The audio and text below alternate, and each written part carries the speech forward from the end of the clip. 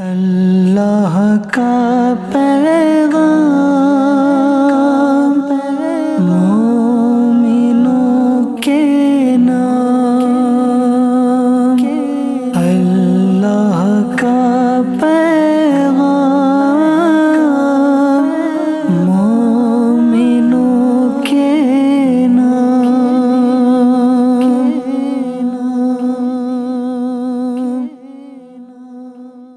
الحمدللہ رب العالمین والصلاة والسلام علی سید الانبیاء والمرسلین، اما بعد فاعوذ باللہ من الشیطان الرجیم، بسم اللہ الرحمن الرحیم۔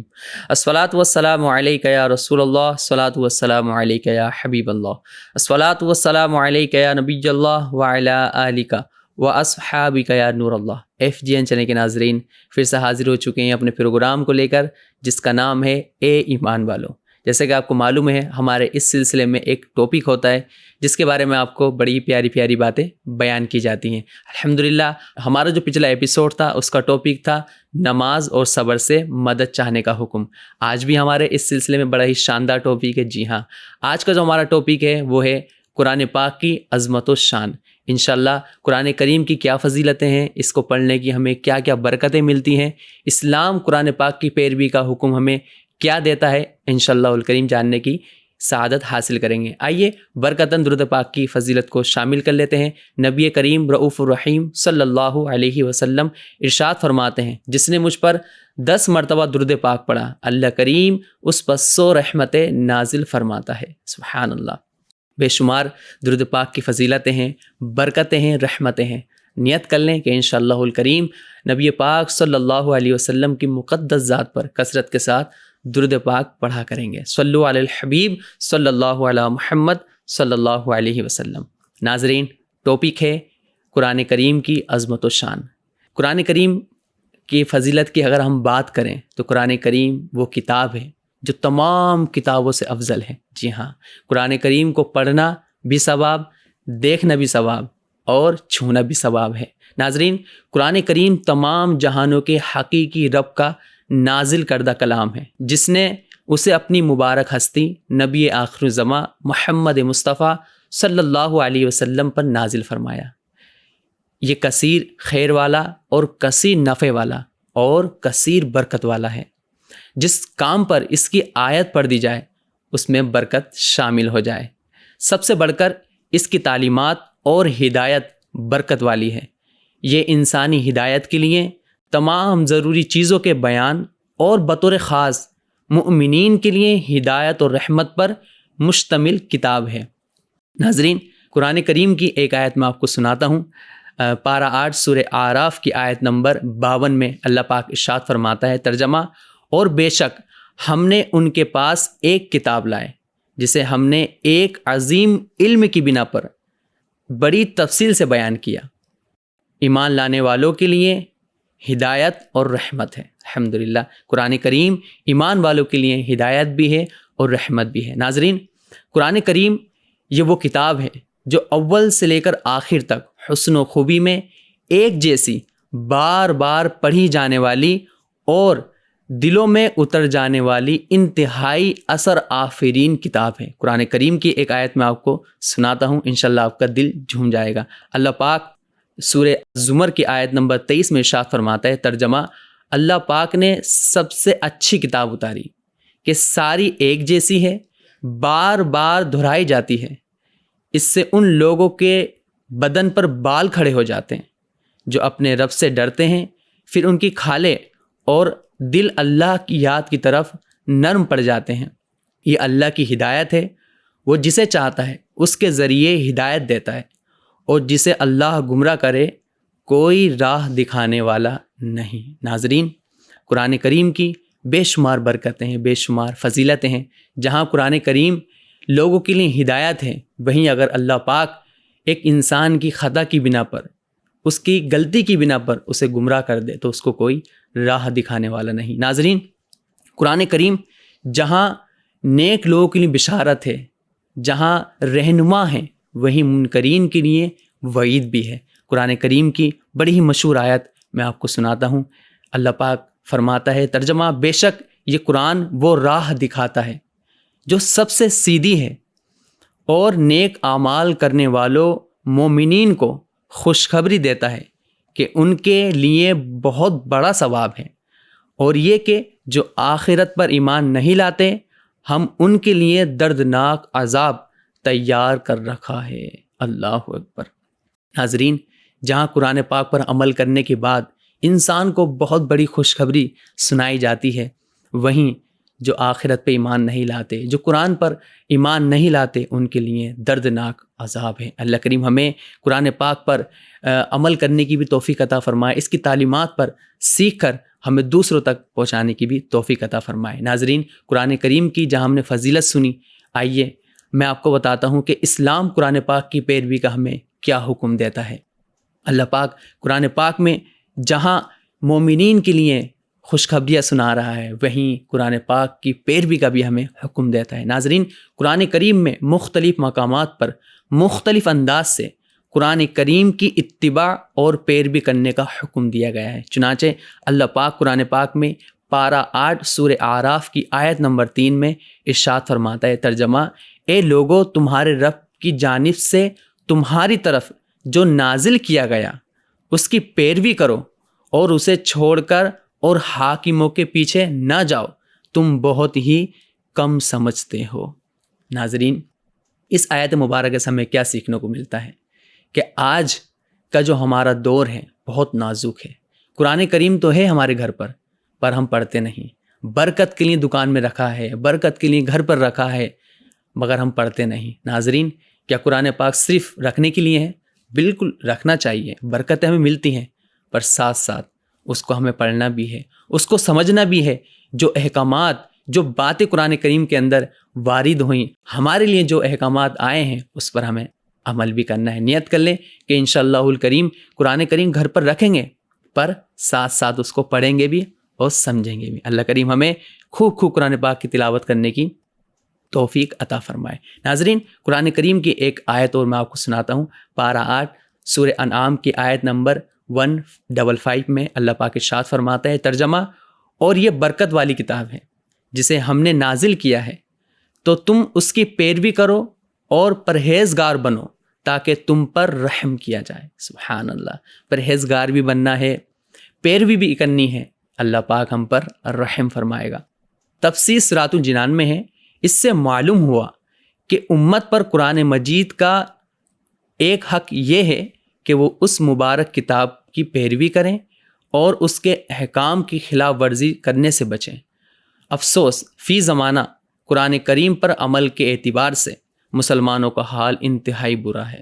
اس سے پہلے بھی میں نے آپ کو بیان کیا۔ پڑھنے کی بات اگر ہم کریں تو بہت کم ایسے لوگ ملتے ہیں جو قرآن پاک کی کثرت کے ساتھ یا روزانہ تلاوت کرتے ہیں۔ اگر کرتے بھی ہیں تو ہمارا انداز کیسا ہوتا ہے؟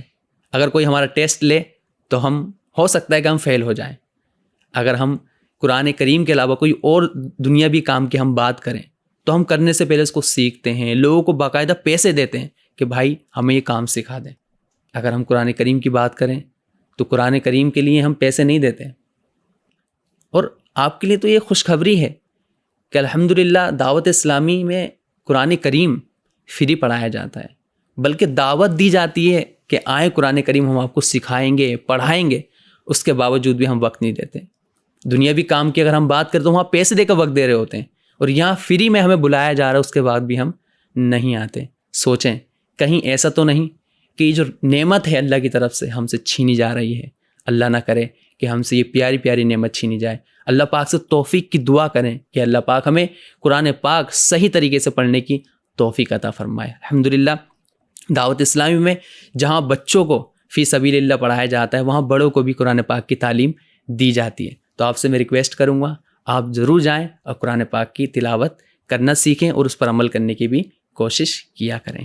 آئیے ناظرین، قرآن کریم کے تعلق سے ایک بڑی ہی پیاری بات میں آپ کو بتاتا ہوں کہ قرآن کریم پر ہمارے صحابہ کرام کا کیسا عمل تھا۔ ظاہر سی بات ہے، اسلام کے ہمارے یہ اسلاف جنہوں نے اسلام کو آگے پہنچایا، جن کی سیرتوں پر ہم عمل کرتے ہیں، قرآن کریم پر ان کا کیسا عمل تھا، ان کا کیا انداز تھا، آئیے میں آپ کو بیان کرتا ہوں۔ مسلمانوں کی یہ ذمہ داری ہے کہ تلاوت قرآن کے ساتھ ساتھ فہم قرآن کی بھی دولت حاصل کریں۔ فہم قرآن یعنی قرآن کریم کو سمجھنا. جہاں ہم قرآن پاک کی تلاوت کرتے ہیں ساتھ ہی ساتھ اس کو سمجھنے کی بھی کوشش کیا کریں. علامہ اسماعیل حقی رحمۃ اللہ تعالی علیہ فرماتے ہیں اللہ تعالیٰ کی کتابوں سے مقصود ان کے تقاضوں کے مطابق عمل کرنا ہے، نہ کہ فقط زبان سے بالترتیب ان کی تلاوت کرنا. اس کی ایک مثال میں آپ کو سناتا ہوں. کوئی بادشاہ ہو، ہے نا، وہ کسی حاکم کو کوئی خط بھیجے کہ آپ نے فلاں شہر میں ایک محل تعمیر کروانا ہے، یعنی ایک محل آپ کو بنانا ہے. اب وہ حاکم بادشاہ کے خط کو پڑھے پھر رکھ دے، پھر پڑھے پھر رکھ دے، پر اس پر عمل نہ کرے، یعنی محل تعمیر ہی نہ کروائے. تو آپ سوچیں جب یہ بات بادشاہ کے پاس پہنچے گی، بادشاہ اس کے پاس آئے گا تو اس کو سزا ملے گی نا. کیوں؟ کیونکہ اس نے جو خط بھیجا تھا وہ صرف پڑھنے کے لیے نہیں بھیجا تھا، بلکہ خط اس لیے بھیجا تھا تاکہ پڑھے اور اس کے بعد اس پر عمل کرے. ناظرین، قرآن کریم بھی اس خط کی طرح ہے جس میں اللہ تعالیٰ نے اپنے بندوں کو حکم دیا کہ وہ دین کے ارکان جیسے نماز اور روزہ وغیرہ کی تعمیر کریں، اور بندے فقط قرآن مجید کی تلاوت کرتے رہیں اور اللہ تعالیٰ کے حکم پر عمل نہ کریں تو ان کا فقط قرآن مجید کی تلاوت کرتے رہنا حقیقی طور پر فائدہ مند نہیں ہے. تو ناظرین، اس پیارے سے واقعے میں ہمیں یہ سیکھنے کو بھی ملا کہ قرآن کریم کی ہمیں تلاوت بھی کرنی ہے اور ساتھ ساتھ اس کو سمجھنا بھی ہے. ایک کمی ہمارے درمیان جو پائی جاتی ہے وہ یہ بھی ہے کہ ہم قرآن کریم تو پڑھتے ہیں، الحمدللہ ہمارے درمیان ہیں جو قرآن کریم پڑھتے ہیں، خاص طور پر رمضان کے مہینے میں کثرت بڑھ جاتی ہے، مگر سمجھتے نہیں، سیکھتے نہیں کہ قرآن کریم میں ہمارے لیے کیا بیان کیا گیا. اسلاف فرماتے ہیں کہ قرآن کریم کو اگر کوئی سمجھ کر پڑھے گا تو اس کو وہ نعمتیں، وہ برکتیں حاصل ہوں گی جو اس کے گمان میں بھی نہیں ہوگا. تو کوئی بات ہے نا جو آپ نے اس طرح کے جملے ارشاد فرمائے. تو ناظرین، قرآن کریم کو پڑھیں بھی اور اس کو سمجھنے کی بھی سعادت حاصل کریں. آئیے ناظرین، صحابہ اکرام کے تعلق سے میں آپ کو ایک واقعہ سناتا ہوں. صحیح بخاری اور مسلم کی حدیث پاک میں ہے، حضرت سیدنا ابو طلحہ انصاری رضی اللہ تعالیٰ عنہ مدینے میں بڑے مالدار تھے. آپ بہت مالدار تھے. انہیں اپنے اموال میں سے ایک باغ ملا تھا جو آپ کو بہت پسند تھا. تو آپ نے اس باغ کو تقسیم کرنے کے بارے میں سوچا. اب حضور صلی اللہ علیہ وسلم کی بارگاہ میں گئے اور عرض کی، یا رسول اللہ، میرے مال میں سے ایک باغ ہے جو مجھے بہت پسند ہے، میں اسے تقسیم کرنا چاہتا ہوں، رائے خدا میں خرچ کرنا چاہتا ہوں. نبی پاک صلی اللہ علیہ وسلم نے ان کی یہ بات سن کر آپ مسکرائے اور آپ نے اس قرآن پاک کی آیت پر عمل کرتے ہوئے وہ باغ کو، جو باغ ان کا پسندیدہ تھا، اس کو رائے خدا میں خرچ کر دیا. ناظرین، یہ ہے قرآن پاک پر عمل کرنا، پیروی کرنا، کہ جہاں وہ قرآن کریم کی آیت انہیں یاد آئی تو انہوں نے اپنے پسندیدہ باغ کو رائے خدا میں خرچ کر دیا. ہمارے لیے بھی اس طرح کے پیغامات موجود ہیں، احکامات موجود ہیں. دیکھیں، قرآن کریم کی آیت آپ نے سنی ہوگی کہ اے لوگو نماز پڑھو، اے لوگو زکوٰۃ ادا کرو، حج ادا کرو، والدین کے ساتھ حسن سلوک کرو. یہی تو ہے قرآن پاک کا حکم، اس پر ہمیں پیروی کرنی ہے. دیکھیں، یہ صحابی ہیں، انہوں نے اپنا باغ اللہ کی راہ میں تقسیم کر دیا. کیوں؟ کیونکہ قرآن پاک میں حکم آیا کہ جو تمہیں پسند ہو وہ خرچ کرو. تو ناظرین، اسی طرح ہمیں نمازیں پڑھنی ہیں، حج ادا کرنا ہے، روزے بھی رکھنے ہیں، والدین کے ساتھ حسن سلوک بھی کرنا ہے. تو اگر ہم کریں گے تو ہم بھی قرآن پاک کی پیروی کرنے والوں میں شامل ہو جائیں گے. آئیے ایک واقعہ میں آپ کو سناتا ہوں. حضرت سیدنا بریدہ رضی اللہ تعالیٰ عنہ فرماتے ہیں، ہم ایک جگہ بیٹھ کر شراب پی رہے تھے. اسی دوران میں اٹھ کر رسول اللہ صلی اللہ علیہ وسلم کی بارگاہ میں حاضر ہوا اور سلام عرض کیا. اس وقت شراب حرام ہونے کے بارے میں وہ آیت جس میں فرمایا گیا کہ اے لوگو شراب نہ پیو کہ یہ نجس ہے، جب آپ نے یہ سنی تو آپ نے تمام شراب کو جو مٹکوں میں، جو دیگر جگہوں میں موجود تھی، سب کو بہا دیا اور لوگوں کے سامنے آیت پڑھی کہ اے لوگو، اللہ پاک نے ہمیں منع فرما دیا ہے کہ ہم شراب پئیں. دیکھیں، اس کو کہتے ہیں عمل کرنا. ہمارے صحابہ کا یہی طریقہ رہا کہ جہاں قرآن پاک میں کوئی حکم وارد ہوا انہوں نے عمل کیا. ناظرین، ہم بھی اسلاف کو ماننے والے ہیں، اپنے بزرگان دین کی سیرت پر چلنے والے ہیں، تو نیت کریں کہ انشاءاللہ الکریم قرآن پاک کی پیروی بھی کریں گے اور خوب علم حاصل بھی کریں گے. ناظرین، آئیے اب میں آپ کو بتاتا ہوں اتباع قرآن کا ثمرہ اور روگردانی کرنے کا نتیجہ کیا ہے. اس ٹف الفاظ کا میں آپ کو مطلب بھی بتا دیتا ہوں. اتباع قرآن یعنی قرآن پاک کی پیروی کرنا، قرآن پاک کی پیروی اگر ہم کرتے ہیں تو ہمیں کیا کیا فوائد ملتے ہیں، اور اگر ہم روگردانی کرتے ہیں، دور بھاگتے ہیں، تو اس کا ہمیں کیا نقصان ملتا ہے، اس کو بھی سننے کی سعادت حاصل کرتے ہیں۔ قرآن کریم میں اللہ پاک ارشاد فرماتا ہے، پارہ 17 سورہ انبیاء آیت نمبر 10 میں ترجمہ، بے شک ہم نے تمہاری طرف ایک کتاب نازل فرمائی جس میں تمہارا چرچا ہے، تو کیا تمہیں عقل نہیں؟ تفسیر صراط الجنان میں ہے، اس آیت سے معلوم ہوا کہ قرآن کریم پر ایمان لانا اور اس کے احکامات اور تعلیمات پر عمل کرنا عزت و شہرت کا باعث ہے۔ سبحان اللہ۔ اور تاریخ اس بات پر گواہ ہے، جب تک مسلمانوں نے قرآن مجید کے دامن کو مضبوطی سے تھامے رکھا اور اس کی ہدایات اور احکامات پر کامل طریقے سے عمل کیا، تب تک وہ شہرت، عزت اور کرامت کی بلندیوں پر فائز رہے۔ ایک شاعر کیا خوب کہتا ہے، وہ معزز تھے زمانے میں مسلمان ہو کر، اور ہم خوار ہوئے تاریک قرآن ہو کر۔ اللہ اکبر۔ وہ معزز تھے، یعنی ہمارے اسلاف، کیونکہ انہوں نے قرآن پاک کی پیروی کی، عمل کیا، وہ معزز ہوئے۔ آج کے دور میں ہم نے قرآن پاک کو چھوڑ دیا تو ہم ذلیل ہو گئے، رسوا ہو گئے۔ ناظرین، یہ ہمیں بتاتے ہیں کہ اگر آپ کو عزت والا بننا ہے تو قرآن پاک پر عمل کرنا ہوگا، اسلاف کی سیرت کو اپنانا ہوگا، دین کی پیروی کرنا ہوگا۔ تو ناظرین، وہ وقت دور نہیں کہ ہم بھی عزت والے ہوں گے، شہرت والے ہوں گے۔ تو نیت کریں کہ انشاءاللہ الکریم قرآن پاک کی تلاوت بھی کریں گے اور اس کے احکامات پر عمل کرنے کی بھی کوشش کریں گے۔ ناظرین، قرآن کریم کے احکامات پر عمل کرنے کے دنیاوی فوائد اور نہ کرنے کے دنیاوی نقصانات تو اپنی جگہ، اخروی فوائد بھی بہت زیادہ اور اخروی نقصانات بھی انتہائی شدید ہیں۔ چنانچہ حضرت سیدنا عبداللہ ابن مسعود رضی اللہ تعالیٰ عنہ سے روایت ہے، نبی کریم صلی اللہ علیہ وسلم نے ارشاد فرمایا، قرآن شفاعت کرنے والا ہے، قرآن شفاعت کرنے والا ہے اور اس کی شفاعت مقبول ہے، جس نے اس کے احکامات پر عمل کر کے اسے اپنے سامنے رکھا تو یہ اسے پکڑ کر جنت کی طرف لے جائے گا۔ سبحان اللہ۔ آئیے آگے چلتے ہیں۔ اور جس نے اس کے احکامات کی خلاف ورزی کی، اسے اپنے پیچھے رکھا تو یہ اسے ہانک کر جہنم کی طرف لے جائے گا۔ ناظرین، یہ فارمولہ مل گیا، ہمیں طریقہ مل گیا کہ قرآن پاک وہ کتاب ہے کہ اگر اس کی ہم پیروی کریں، احکامات پر عمل کریں تو قرآن پاک جنت میں ہمیں لے کے جائے گا، ہماری شفاعت کرائے گا۔ پر اگر قرآن پاک کو ہم نے پیچھے رکھا، قرآن پاک کی پیروی نہیں کی، تو یہ قرآن پاک ہمیں ہانک کر جہنم کی طرف لے جائے گا۔ اللہ اکبر۔ ایک مسلمان کیسے یہ پسند کرے گا کہ میں جہنم میں جاؤں، اللہ کی ناراضگی مول لوں؟ ہرگز نہیں کرے گا۔ ایک مومن، ایک مسلمان کی خواہش، اس کی تمنا یہی ہے کہ میں قرآن پاک کی پیروی کروں، قرآن پاک پر عمل کروں، جنت میں چلا جاؤں۔ سبحان اللہ۔ قرآن پاک بھی شفاعت کرے گا۔ ناظرین، جو قرآن پاک پڑھنے والے ہوں گے، جو حافظ قرآن ہوں گے، جو عامل قرآن ہوں گے، قرآن پاک ان کی شفاعت کرے گا۔ اور جب قرآن پاک ہماری شفاعت کرے گا تو ہم بلا شبہ، بلا شک ہم جنت میں داخل ہو جائیں گے۔ تو ناظرین، نیت کریں کہ انشاءاللہ الکریم قرآن پاک کی پیروی کیا کریں گے۔ قرآن کریم میں اہل ایمان کو خصوصی احکامات سے نوازا گیا۔ کیا خصوصی احکام ہے؟ آئیے وہ بھی ہم سننے کی سعادت حاصل کرتے ہیں۔ قرآن کریم چونکہ بطور خاص اہل ایمان کی ہدایت اور اصلاح کا ذریعہ ہے کہ اس کی آیات سے حقیقی نفع ایمان والے ہی اٹھاتے ہیں، نیز یہ اہل ایمان کے لیے ایک دستور حیات ہے۔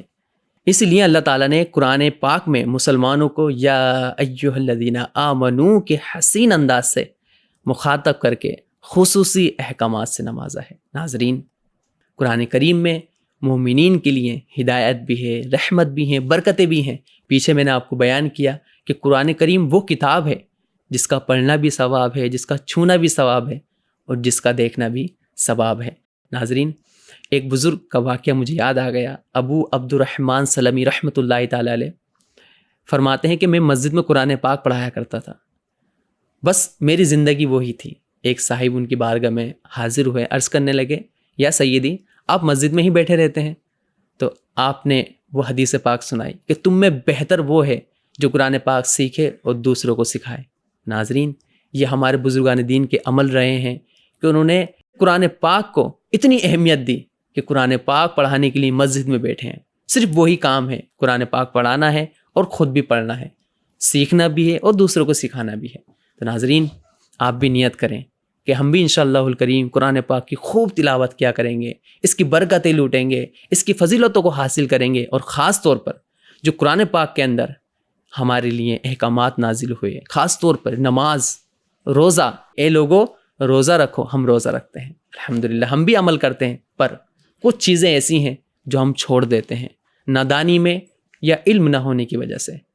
ناظرین، نیت کریں کہ انشاءاللہ الکریم قرآن پاک کی تلاوت بھی کریں گے، اور جو باتیں یہاں بیان کی گئیں ان کو سیکھ کر انشاءاللہ عمل کر کے دوسرے تک پہنچانے کی بھی سعادت حاصل کریں گے۔ آج کے اس ایپیسوڈ میں ہم نے بڑی ہی پیاری پیاری اور انوکھی باتیں سیکھیں۔ قرآن پاک پر عمل کرنے کی ایک مسلمان کو کیا فضیلتیں ملتی ہیں، کیا احکامات ایک مومن کے لیے نازل ہوئے ہیں، ہم نے وہ بھی سیکھیں۔ اس طرح کی پیاری پیاری باتیں ہمارے اس پروگرام میں ہم آپ کو پہنچاتے رہیں گے۔ جڑے رہیں اور ہمارا پیارا FGN چینل دیکھتے رہیں، دکھاتے رہیں، خاص خیال بھی رکھیں، تندرست رہیں۔ انشاءاللہ الکریم ملیں گے ایک نیو ٹاپک کے ساتھ۔ صلو علی الحبیب صلی اللہ علی محمد صلی اللہ علیہ وسلم۔